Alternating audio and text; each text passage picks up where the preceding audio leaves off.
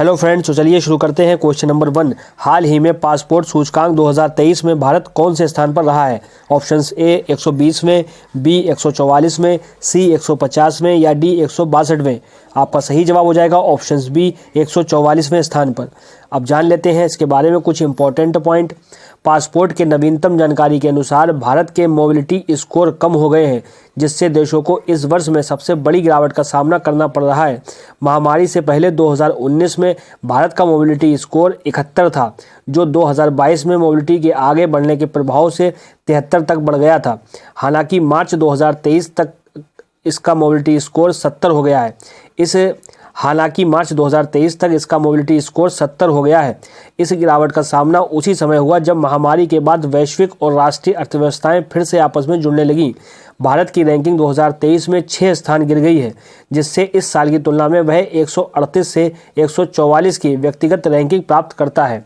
अगला सवाल जो कि मोस्ट इंपॉर्टेंट है, क्वेश्चन नंबर 2, हाल ही में संयुक्त अरब अमीरात के उपराष्ट्रपति के रूप में किसे नियुक्त किया गया है? Options A Sheikh Mansour bin Zayed Al Nahyan, B Sheikh Mohammed Hassan Al Nahyan या C Sheikh Mansour Ziaul Haq या डी शेख मोहम्मद अल निहाल।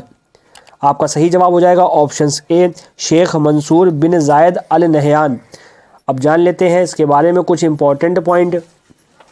संयुक्त अरब अमीरात के शेख राष्ट्रपति मोहम्मद बिन जायद अल नहयान ने देश के नेतृत्व को लेकर एक महत्वपूर्ण घोषणा की है।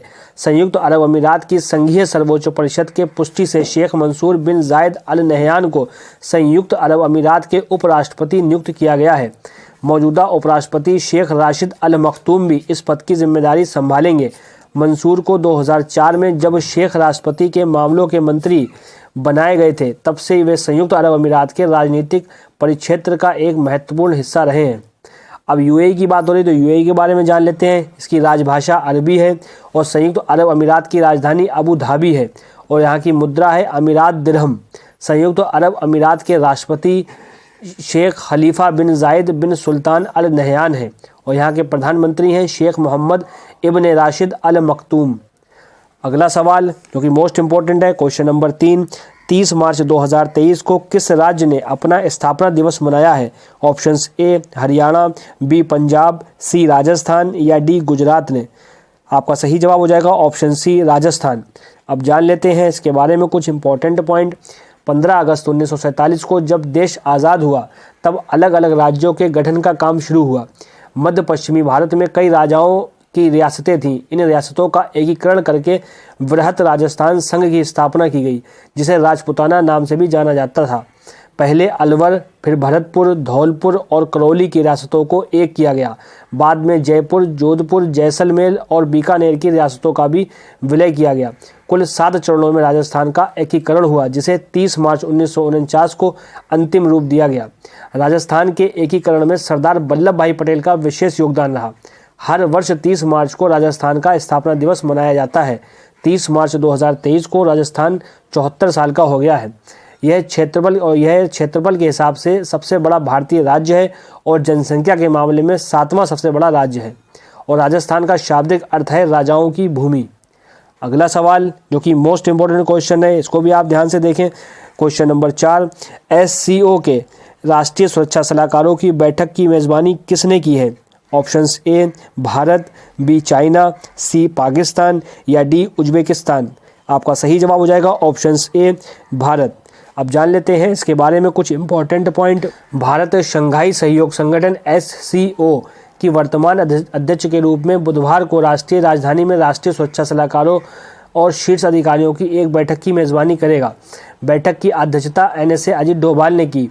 उन्होंने कहा कि आतंकवाद अपने सभी रूपों में और इसका वित्त पोषण अंतर्राष्ट्रीय शांति और सुरक्षा के लिए सबसे गंभीर खतरा है। भारत ने 2023 के लिए SCO की अध्यक्षता ग्रहण की है।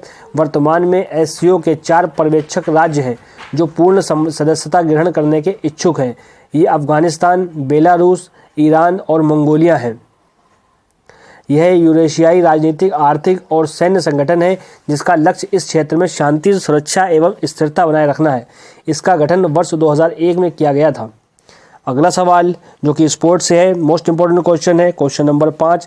हाल ही में T20 क्रिकेट में सबसे ज़्यादा विकेट लेने वाले गेंदबाज कौन बने हैं? Options A Rashid Khan, B Shakib Al Hasan, C Jasprit Bumrah या डी टिम साउथी। आपका सही जवाब हो जाएगा ऑप्शंस बी शाकिब अल हसन।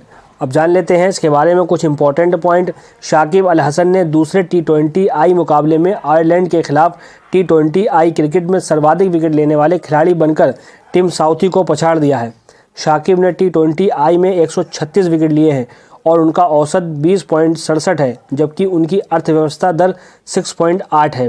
पुरुष T20 में सबसे ज़्यादा विकेट लेने वाले कौन कौन हैं? Shakib Al Hasan 136 wicket, Tim Southee 134 wicket, Rashid Khan 129 wicket.